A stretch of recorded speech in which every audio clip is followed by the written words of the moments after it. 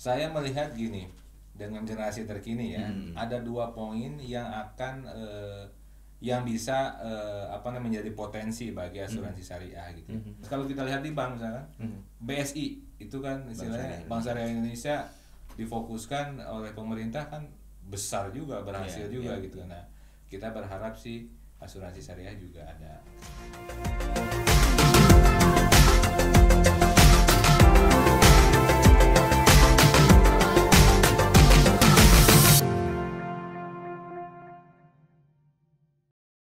Assalamualaikum Pak Tatang. Waalaikumsalam Mas Daryl.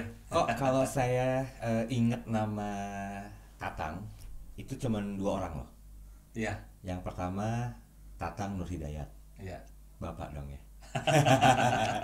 Iya. Dan yang kedua, ini sama-sama orang hebat nih. Tapi mohon maaf yang satu sudah duluan. Oke. Tatang Koswara. Penembak gitu. Ya, itu dia. Iya. Pernah dengar ceritanya? Betul, dia salah satu ikon di penembak itu ya. Sebetulnya ada lagi Tatang, Pak. Siapa? Tatang S dulu. Komik ya. Iya, komik. Petruk atau Iya, benar. Oh, sempat ini juga ya, sempat ngalamin masa itu ya? Iya, saya sempat ngalamin lah gitu. Dari kecil udah tahu atau gimana? Iya, waktu kecil sudah tahu ada komik yang pengarangnya Tatang S gitu ya. Iya. Walaupun akhir-akhir ini nama Tatang ini keangkat karena beberapa pejabat ada namanya Tatang. Ya, betul. Iya, ada Wakasat kemarin Tatang Sulaiman. Oh iya, betul. Itu Tatang S juga ya. Ah, lumayan lah. Tapi bukan yang itu Tatang S. Iya. Berarti nama Tatang itu identik dengan sesuatu hal pencapaian yang tinggi. Setuju nggak kira-kira? Atau mungkin karena kebetulan saja? Iya, saya rasa nama Tatang itu kan kalau identik di Sunda ya. Dan memang Tatang itu bukan dari kalangan atas. Nama Tatang itu dari rakyat biasa. Tetapi memang banyak yang pejuang lah gitu sehingga bisa mencapai titik tertentu lah saya pikir. Ya, termasuk pejuang Tatang Nur Hidayat saat ini ya. Dari kecil kemudian sampai sekarang menjadi ketua AASI, ya. Dan pengurus pusat MES juga. Iya. Oke, jadi hari ini kita coba bahas tentang helikopter view dari Asuransi Syariah Indonesia ya. Iya. Pak Tatang, saya mau nanya dulu nih, kan dari perjalanan hidup selama ini, kecil, anak-anak, remaja, dewasa, hingga saat ini itu kan pasti punya meaning ya Pak ya. Dan pernah nggak sih Pak Tatang Nur Hidayat ini coba menghubungkan dot-dot yang ada dari setiap sisi kehidupan itu dengan nama Bapak? Ada nggak esensinya Tatang Nur Hidayat? Ya sebetulnya ini pertanyaan yang ini ya. Saya orangnya kan simple ya. Tidak pernah banyak terlalu mikirin hal-hal begitu. Dari awal dulu saya selalu konsepnya adalah bagaimana memanfaatkan peluang yang ada di depan mata. Jadi kalau kita optimalisasikan satu peluang pasti menimbulkan peluang lain gitu ya. Jadi pandangan saya tidak pernah sekomprehensif itu, panjang tapi setahap-setahap gitu. Seperti apa misalnya? Ya, misalkan begini, kan saya memang datang dari keluarga yang bukan berada gitu ya, masyarakat biasa. Maka dari awal, dari kecil, saya menentukan target itu setahap demi setahap. Karena untuk mimpi yang terlalu panjang itu kayaknya mustahil gitu. Jadi misalkan ketika saya SD gitu ya, bagaimana saya bisa melanjutkan ke SMP? Tidak punya pemikiran bahwa saya akan ke SMA, karena belum tentu bisa gitu dan kondisi keluarga gitu ya. Nah begitu di SMP maka kan pasti ada pilihan SMK, SMA istilahnya gitu ya. SMK istilah langsung kerja, SMA ada kemungkinan kuliah. Maka ketika saya bisa optimal di SMP dengan hasil yang sangat baik, saya merasa bisa bersaing di SMA sehingga memungkinkan saya untuk bisa kuliah. Jadi banyak hal, misalkan saya nggak mau nutup di SMK untuk bisa kerja setelah itu, karena saya melihat saya punya potensi nih. Setelah SMA masih memungkinkan misalkan beasiswa atau sekolah kedinasan atau apa, maka saya memilih SMA. Ketika saya bisa masuk ke SMA terbaik di daerah lah gitu ya. Begitu SMA saya evaluasi lagi bagaimana pencapaian saya di SMA untuk saya melihat kuliah mana yang saya bisa tempuh. dengan biaya yang murah lah gitu ya. Yes. Nah, tahapan-tahapan itu yang saya lakukan sampai dengan saat ini gitu, pekerjaan. Ini kan berarti kan secara singkatnya gambarannya kehidupan Pak Tatang Nur Hidayat seperti itu gitu ya. Tapi saya mau flashback sedikit Pak Tatang, karena orang yang hidup di zaman sekarang dengan segala predikat sukses mereka masing-masing itu kan mengartikannya berbeda. Dan itu nggak lepas dari bagaimana sisi parenting orang tuanya. Sharing dong Pak, awal-awalnya tuh gimana nih cara orang tua tuh mendidik sampai punya pemikiran kalau saya SMA saya harus kuliah, kalau SMK itu saya harus kerja, dan seterusnya gitu, sampai seorang Tatang Nur Hidayat sekarang ini ya seperti ini gitu. Saya sangat beruntung ketika saya lulus SD. Kemudian orang tua saya, ibu waktu itu bilang bahwa ibu tidak bisa sekolah lebih lanjut gitu ya, karena kondisi waktu itulah kakek gitu dan sebagainya. Tapi dia bilang untuk merubah itu hanya sekolah, merubah nasib itu hanya sekolah gitu kan. Nah, sehingga saya dititipkan waktu mulai SMP itu ke paman. Paman yang kebetulan adalah kepala sekolah SD lah waktu itu gitu ya. Jadi saya dititipkan dan orangnya sangat disiplin, sangat keras. Dia bahasanya juga sama bahwa ibu kamu menitipkan itu agar sekolah dengan benar gitu ya.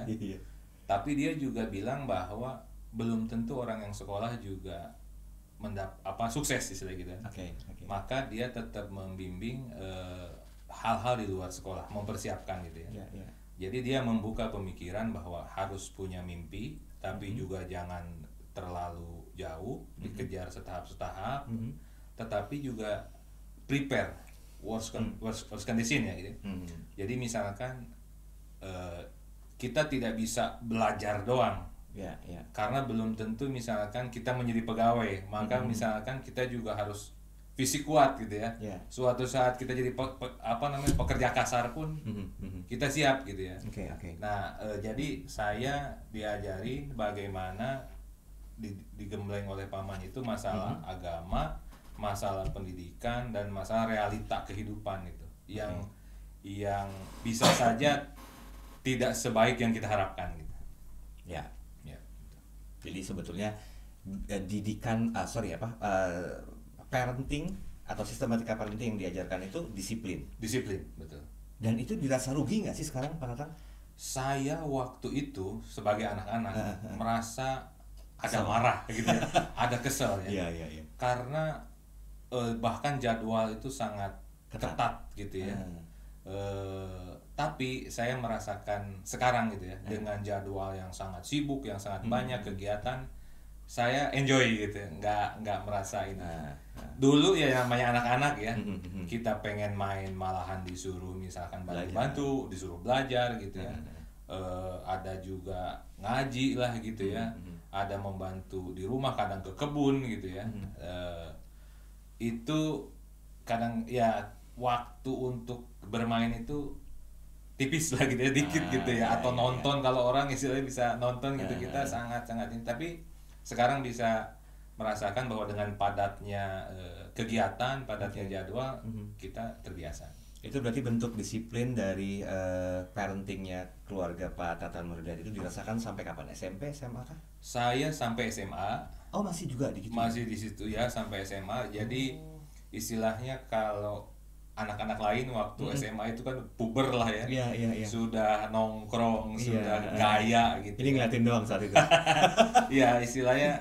Dan saya ini kan waktu itu di daerah pegunungan ya, yang agak sulit air gitu ya. Jadi misalkan gini, sore-sore itu anak-anak itu main nongkrong misalkan itu, saya ngangkutin air gitu. Atau kita misalkan dikasih ternak misalkan untuk diurus gitu. Jadi pulang sekolah itu banyak kesibukan. Walaupun ngejalaninnya mau nggak mau ya. Waktu itu sangat-sangat ya bisa dibilang kadang-kadang marah gitu ya. Tapi sekarang saya sangat bersyukur dengan yang pernah dialami itu. Nah, kalau dari apa yang Bapak sampaikan itu kan kayaknya tuh masa kecil, masa remaja itu kesita banget ya Pak Tatang ya. Karena saya yakin nggak cuma Pak Tatang, banyak kok sosok-sosok di luar sana yang juga mengalami hal itu. Betul. Tapi mereka mampu melakukan sebuah breakthrough gitu loh. Wah, ini modal nih untuk bisa disiplin karena kehidupan ke depan akan lebih berat dan keras lagi.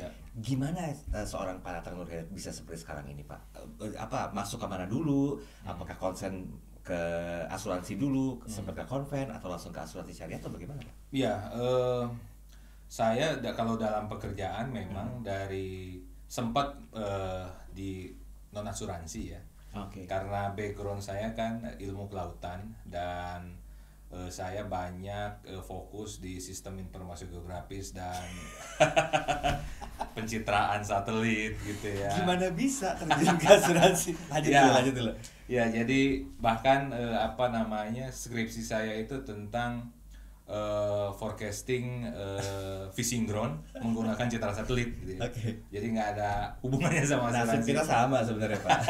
Saya sama ekonomi, accounting, kok bisa jadi pembawa acara, jadi MC moderator gitu. Nah, sekarang isi podcastnya di Mes nih. Iya. Terus. Jadi saya mungkin hampir setahun lah ya. Bahkan kalau di sebelum kuliah pun sudah bergerak di situ 2 tahun, jadi kurang lebih mungkin 2-3 tahun lah karir di situ. Kemudian memang kebanyakan kan pekerjaan itu project ya.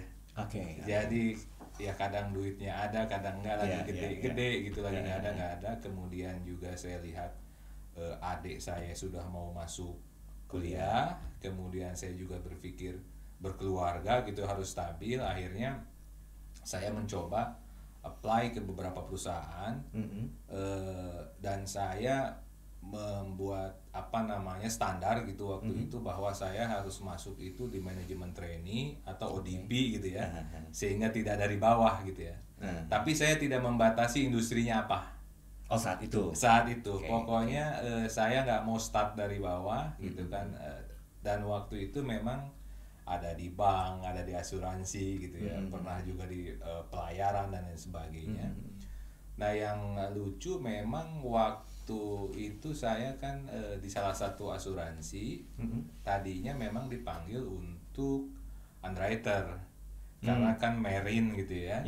Dianggap saya memahami tentang perkapalan. Padahal saya nggak belajar kapal sama sekali. Jadi tadinya mungkin untuk underwriter marine gitu ya, kapal. Jadi pas saya ditanya, ternyata saya nggak tahu menau, tapi waktu itu terus di-refer ke pemasaran. Di situ kemudian tes dan lain sebagainya, lolos menjadi manajemen trainee di pemasaran di corporate banking. Jadi di konvensional. Kemudian dalam program MT itu kan ada training. Salah satunya adalah training tentang asuransi syariah. Di perbankan konven ada training tentang asuransi syariah. Iya, karena manajemen training itu kan dikasih training semua. Waktu itu di situ ada unit syariah, jadi kita dikasih training semua termasuk dari unit syariah. Training itulah yang membuka mata saya, waduh ternyata ini konvensional syariah begini gitu ya. Akhirnya setelah training saya bicara dengan atasan dan dengan HRD. Saya kalau ada kesempatan saya minta ke syariah. Waktu itu mungkin saya baru 2 bulan atau 3 bulan gitu ya. Nah, kemudian ya boleh mengajukan katanya ke direksi. Dan ketika mengajukan ya responnya luar biasa karena dia jarang ada orang yang minta ke syariah gitu ya. Yang mau dipindahin aja mungkin bisa nolak gitu. Ini minta ya syukur-syukur ada yang mau katanya gitu. Gak usah cari people lagi. Gak usah cari people gitu kan. Ya akhirnya alhamdulillah semenjak saat itu saya berkarir di asuransi syariah gitu. Itu nggak ngerasa aneh Pak Tatang saat dari konven kemudian juga harus mengetahui satu hal yang baru kan ya. Ini kan saya tertariknya begini Pak, dari akademis Bapak yang digeluti di perkuliahan bisa ke perbankan konven, kayak gimana ya, kayak kita keluar dari sebuah ruang isolasi yang gelap, nggak ada cahaya, begitu dibukain pintu kan terangnya minta ampun. Iya. Shock pasti ada gitu ya. Pasti. Tapi ya. ini dua momen loh Pak. Iya. Dua momen yang betul-betul harus ada perubahan mindset yang sangat luar biasa. Iya. Sorry, secara pribadi saya mau nanya, bagaimana Pak Tatang mampu mengelola kekuatan pikiran itu sehingga itu bisa diterima dan menjadi sebuah sesuatu yang dinikmati sampai sekarang, Pak? Iya, saya pikir begini, hal yang paling penting di dalam pekerjaan dunia saat ini ya. Saya kira beberapa hal. Pertama kan kemampuan analisis kita, analytical thinking. Analytical thinking, melihat apa sih yang ini gitu, yang baru, seberapa cepat kita menyerap dan lain sebagainya. Kemudian kedua, saya bersyukur bahwa selama sekolah sampai kuliah aktif di berbagai organisasi, sehingga memudahkan kita untuk komunikasi, untuk koordinasi dengan yang lain gitu kan. Kemudian juga terbiasa dengan bertanya dan lain sebagainya, kuriusnya ada gitu ya. Kemudian yang ketiga, saya pikir kan gini, perubahan itu kan, saya sendiri kan orang gunung, kuliah di kelautan, belajar tentang biota laut dan lain sebagainya, harus bisa renang, nyelam gitu kan. Sementara di gunung air aja susah gitu kan. Jadi memang saya juga terbiasa untuk beradaptasi dengan kondisi perubahan, kondisi baru, dan saya rasa poin itulah yang mengantarkan saya sampai sekarang pindah-pindah posisi, pindah perusahaan, bisa sukses lah gitu bisa dibilang. Berarti ini udah tutup botolnya di sini sekarang ya, di asuransi syariah gitu ya. Iya, asuransi syariah. Oke Pak, kita tinggalkan nih ya nostalgia masa lalu yang yang mudah-mudahan sih cukup menyenangkan ya Pak, karena memang itu membawa satu hasil yang beda juga dengan posisi Bapak sekarang dan keterlibatan di masyarakat ekonomi syariah. Pak, bagaimana sih seorang Pak Tatang Nur Hidayat melihat asuransi syariah di Indonesia ini?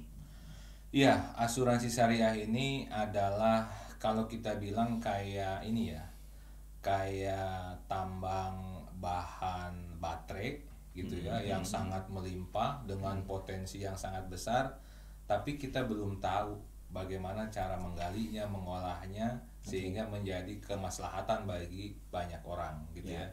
Potensinya sangat besar, tetapi PR-nya memang masih banyak gitu ya. Saya kira itu. Apa kendalanya Pak dari PR itu yang mungkin ya nggak bosan sih, mungkin saya sering bilang masyarakat muslim terbesar, literasi masih kurang, edukasinya, dan sampai sekarang masih terus berlangsung hal kayak gitu. Ya, ada beberapa hal Pak. Memang pertama kan memang masalah literasi dan edukasi itu yang paling utama ya. Tapi yang jadi PR adalah bagaimana literasi dan edukasi itu sampai ke masyarakat, apa yang perlu kita lakukan gitu ya, sehingga si beauty-nya dari asuransi syariah itu bisa dipahami oleh masyarakat. Salah satu hal yang paling penting ya, namanya juga industri Pak ya, adalah sokongan permodalan gitu ya.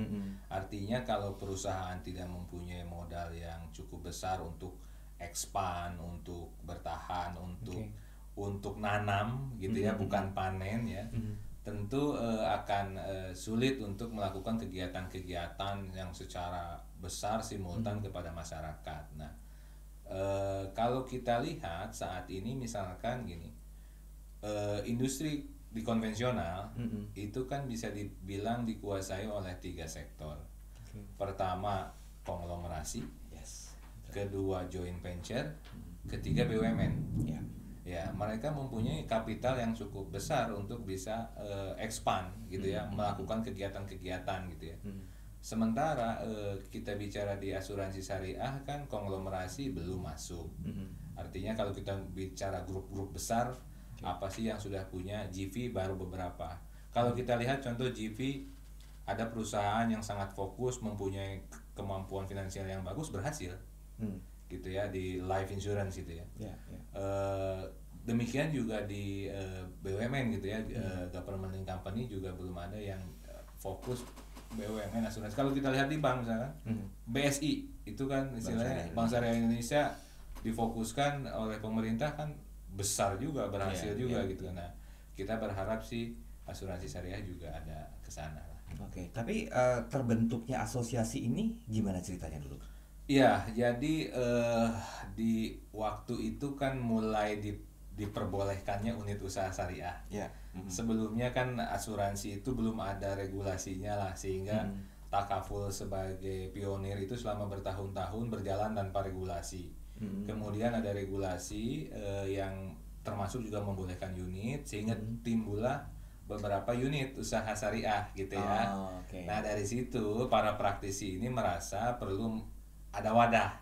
Nah berdirilah para praktisi asuransi syariah di awal ini berkumpul dan membentuk sebuah asosiasi, karena tadi dengan bersama-sama aja dengan asosiasi berat, apalagi kalau masing-masing gitu kan. Oke. Kan kita bahas hari ini tentang helikopter view asuransi syariah Indonesia gitu ya. Kalau Pak Tatang Nur Hidayat mengatakan tadi berkumpul bersama memecahkan sebuah permasalahan, sebuah asosiasi. Sejak tahun berapa Pak kira-kira asosiasi ini bisa mulai menjadi sebuah solusi, khususnya ya itu tadi penanganan edukasi, literasi dan segala macamnya? Iya, jadi kan kita mulai itu di tahun 2002 ya. Oke. Jadi sekarang tuh sudah 20 tahun gitu ya. Kemudian kalau kita bicara ya namanya di awal kan banyak rintangan dan sebagainya. Tetapi bisa dibilang asosiasi ini cukup efektif lah gitu ya, melakukan banyak hal terhadap industri itu paling tidak sejak 2010-an lah ya. Termasuk juga mendorong masuknya asuransi syariah dalam Undang-Undang Perasuransian 2014. Jadi di situ istilahnya kalau selama ini tentang asuransi syariah itu hanya ada di peraturan Menteri Keuangan misalnya gitu ya, ada di fatwa DSN MUI 2014 sudah ada di undang-undang, sudah diakui gitu kan. Jadi dari situ sampai dengan saat ini alhamdulillah perkembangan asosiasi dalam mensupport industri termasuk tadi literasi, edukasi kepada masyarakat, termasuk pendampingan industri, pemenuhan ketentuan regulasi itu semakin baik, semakin meningkat. Oke, semakin baik, semakin meningkat. Berarti siap untuk menghadapi tahun 2023 ya? Insya Allah siap. Ini masih walaupun tahun 2023 kan banyak pengamat menyatakan katanya tahun yang cukup challenging ya. Ya sebenarnya bisa melihat dari dua sisi sih Pak ya. Ada yang menjadikan itu sebuah peluang, ada pula yang menjadikan itu sebagai sebuah tantangan, ada juga yang menjadikan itu sebagai sebuah hambatan Pak. Tapi kita bahas itu nanti ya. Saya ingin melihat begini Pak, apa yang mungkin Pak Tatang bisa sampaikan kalau boleh compare ya antara sebelum pandemi COVID-19 dan setelah semasa pandemi ini berlangsung, karena usaha atau bisnis apapun sekarang infrastrukturnya itu udah go digital gitu loh. Dan saya ingat banget IKNP OJK pernah mengatakan harus ada perpaduan antara konsep konven udah mulai beralih ke digital. Berarti kan sasaran yang ditarget itu adalah orang-orang yang bisa mendayagunakan teknologi untuk kemaslahatan bersama gitu. Pandangan Pak Tatang gimana? Iya, dalam konteks percepatan digitalisasi di industri ya, COVID-19 kemarin itu sebut positif mempercepat gitu ya, terpaksa gitu ya, setuju. Terpaksa kita harus segera mengimplementasikan. Dan saat ini ke depan saya pikir itu bukan perdebatan lagi, tapi memang keharusan untuk implementasi digitalisasi. Ada beberapa poin kenapa implementasi digitalisasi sangat diperlukan. Pertama, memang interaksi masyarakat dengan digital itu kan semakin meningkat gitu ya. Kemudian kedua, kita memahami salah satu permasalahan di Indonesia adalah tentang distribusi. Kita luas, tersebar, kemudian berpulau-pulau dan lain sebagainya, dan distribusi ini menjadi mahal. Dengan digital mestinya distribusi menjadi cepat dan murah gitu ya, cepat, murah, efisien gitu ya. Kemudian selanjutnya memang transparansi gitu ya. Transparansi yang menjadi poin di asuransi syariah, salah satunya kan masalah transparansi yang menjadi kelebihan gitu ya. Bagaimana akad itu sangat dijelaskan, dengan digitalisasi ini mestinya memudahkan masyarakat untuk memahami gitu. Karena pembelajaran pun sekarang sudah bisa dilakukan secara digital ya Pak. Secara digital, betul. Berarti secara tidak langsung generasi-generasi sekarang yang katanya Gen Z ini, mereka tuh kan lebih paham tentang teknologi, setidaknya sudah mulai ada bisa pembibitan ya Pak. Betul. Saya melihat gini, dengan generasi terkini ya, ada 2 poin yang akan yang bisa menjadi potensi bagi asuransi syariah gitu. Pertama tadi mereka melek digital. Kalau asuransi syariah bisa transformasi digital gitu, maka hubungan direct antara asuransi syariah dengan customer ini akan tercipta. Dan salah satu permasalahan tadi di distribusi di jaringan pemasaran ini kan yang membuat misalkan harga menjadi mahal dan lain sebagainya. Yang membuat misalkan syariah tidak terlalu menarik karena misalkan fee-nya lebih kecil atau apa karena kita tadi keterbukaan dan pembagian tabar ujroh. Dengan direct kan mestinya manfaat itu akan lebih dirasakan oleh customer, bukan intermediary. Nah, sehingga mestinya ini akan menjadi peluang ketika bisa pertemuan direct antara asuransi syariah dengan customer ini mestinya kecenderungan pilihan untuk memilih syariah itu lebih baik. Kemudian yang kedua, kalau kita lihat kan anak zaman sekarang itu kan kecenderungannya untuk berbagi katanya meningkat gitu ya. Empatinya tinggi gitu. Konsep asuransi syariah yang tolong menolong bukan hanya untuk buat saya risk management atau ini buat saya, enggak, tapi bagaimana saya bisa menolong orang lain sambil juga menolong diri sendiri gitu ya. Harusnya value ini bisa menjadi value yang sangat menarik bagi generasi. Nah, asuransi syariah Indonesia ini melihat hal itu nggak sebagai sebuah peluang? Iya, bahkan kita mengkampanye gitu ya, mengkampanye bahwa kita itu bukan asuransi yang disyariahkan gitu ya. Tetapi konsep syariah tadi konsep tolong menolong dengan engine risk management gitu kan, asuransi gitu kan.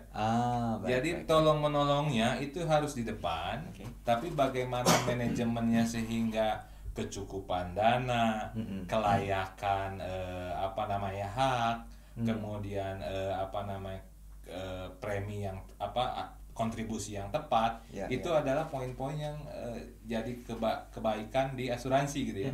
Tolong menolongnya tetap di depan, tapi bagaimana mengelola tolong menolong ini sehingga tepat sasaran, tepat guna, cukup, ini dengan poin-poin yang ada di asuransi gitu. Jadi bukan asuransi disyariahkan, tapi syariah dengan mengambil mitigasi dan manajemen risiko ala asuransi. Pak, mau nggak mau kita harus ngakuin ya, zaman sekarang tuh ada yang usia 20 tahun, 25 tahun tuh udah jadi manajer. Iya, betul. Saya nggak tahu juga apakah di luar juga ada yang udah C-level. Iya. Itu betul. Kan cukup membuat kita bingung gitu loh. Bagaimana mereka bisa mencapai hal itu ya? Ini saya coba turunkan ke pemahaman yang Pak Tatang sampaikan tadi. Kalau mereka dengan cepat bisa mencapai posisi itu, bagaimana mereka seharusnya bisa cepat juga untuk mengadaptasikan asuransi syariah ini sebagai satu hal yang sifatnya lebih ke empati. PR nggak sih sebenarnya Pak Tatang? Wah, sangat dibutuhkan. Peran pemerintah ini banyak. Peran pemerintah itu sangat sentral. Bisa sebagai customer, bisa sebagai regulator, bisa sebagai investor gitu ya. Apalagi kalau kita bicara pemerintah sebagai influencer gitu ya. Kalau asuransi syariah ini sebesar konvensional, maka akan sangat lebih murah.